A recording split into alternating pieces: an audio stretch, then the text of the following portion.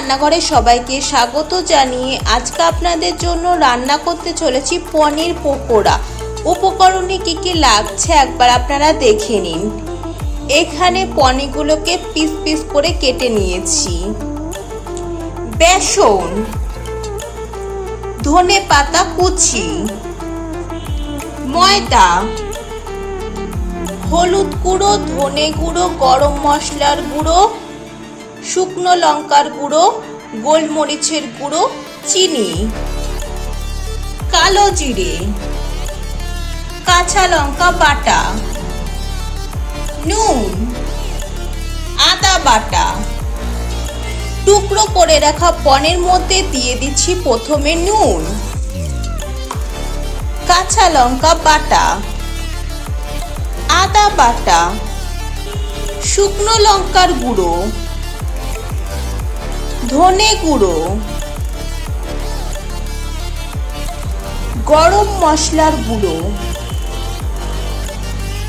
পনিরগুলোকে এবার মেখে নিচ্ছি। সবকিছুর সাথে ভালো করে মেখে নিচ্ছি।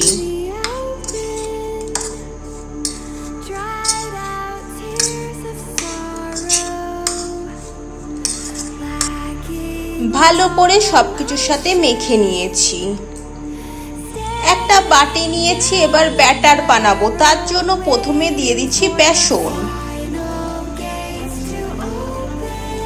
ময়দা,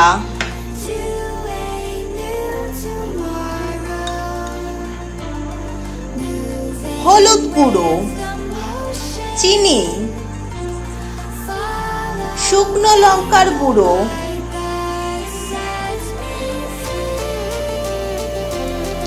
কালো জিরে, গোলমরিচের গুঁড়ো, নুন।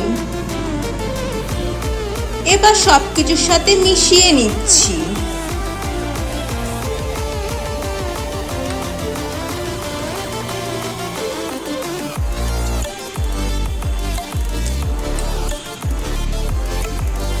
এবারে দিয়ে দেব জল।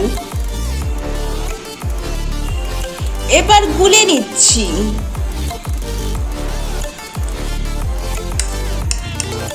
ভালো করে গুলে নিচ্ছি। এই ব্যাটারটা কিন্তু খুব একটা পাতলা হবে না,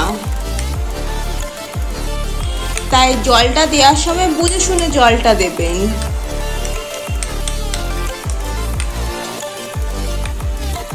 এবার দিয়ে দেব ধনে পাতা কুচি।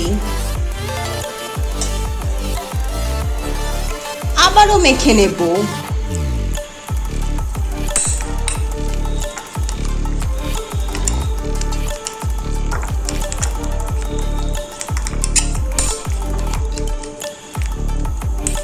এদিকে কিন্তু আমরা ব্যাটারটা খুব সুন্দর করে বানিয়ে নিয়েছি। কড়াইতে দিয়ে দিচ্ছি সাদা তেল। তেলটা গরম করতে বসিয়ে দিলাম। এবার মেখে রাখা পনিরগুলোকে একটা একটা করে ব্যাটারের মধ্যে চুবিয়ে নিচ্ছি।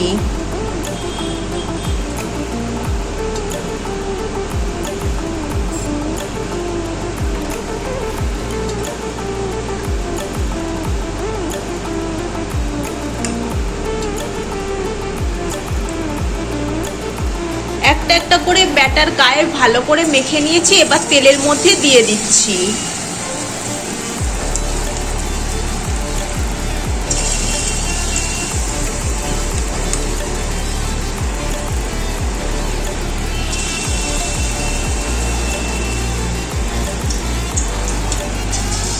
সবগুলোই একইভাবে বানিয়ে নেব। এবার উল্টে দেব। এক পিঠ আমাদের ভাজা হয়ে গেছে, আরেক পিঠে ভেজে নেব একইভাবে। এগুলো ভাজা হয়ে গেছে, এবার নামিয়ে নেব। একটা একটা করে নামিয়ে নিচ্ছি।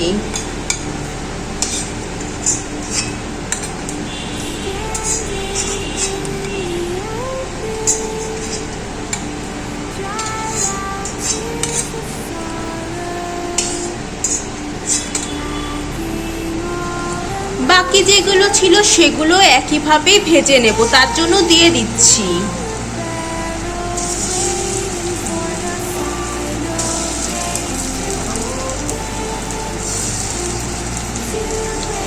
এবার উল্টিয়ে দিচ্ছি এগুলোকে।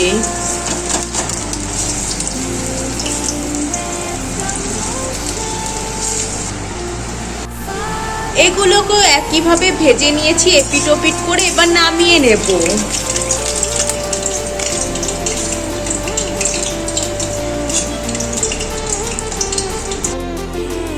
মা মেয়ের আজকের রান্না পনির পকোড়া রেসিপিটি আপনাদের কেমন লাগলো অবশ্যই কমেন্ট করে জানাবেন।